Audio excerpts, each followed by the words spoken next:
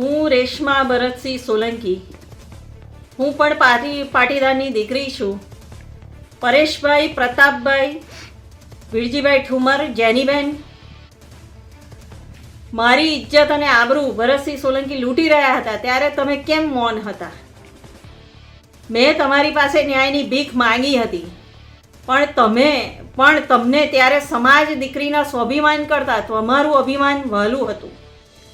આજે પણ હું તમારી પાસે ન્યાય માટે જ આવી છું. તમારા પક્ષના નેતા દમન આચરે ત્યારે મૌન થઈ જાઓ છો, પણ આજે તમે જાગ્યા છો તો મને આશા છે કે માવડીઓ અને બહેનોનો ભાઈલો બનેલા પરેશભાઈ, તમે અમને ન્યાય આપશો કે પછી માત્ર રાજકીય લાભ ખાટકવાનો હોય ત્યારે જ જાગો છો અને ઢોંગ કરો છો?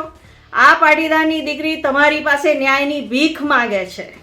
જેનીબેન, તમે સ્ત્રી સશક્તિકરણની વાતો કરો છો તો તમે મહિલા પ્રેસિડેન્ટ રહી ચૂક્યા છો. જે તે ટાઈમે પ્રેસિડેન્ટ હતા. એઝ એ મહિલા પ્રેસિડેન્ટ તરીકે તમે મારો સંપર્ક કરવાનો પ્રયત્ન કર્યો છે? તમે નથી કર્યો. તમે કોઈ હાલચાલ નથી પૂછ્યા. તો આજે કેવી રીતે તમે જાગી ગયા છો? એનો જવાબ મને આપો. હું 24 કલાકની અંદર અમરેલીમાં રાજકમલ ચોકમાં પહોંચું છું.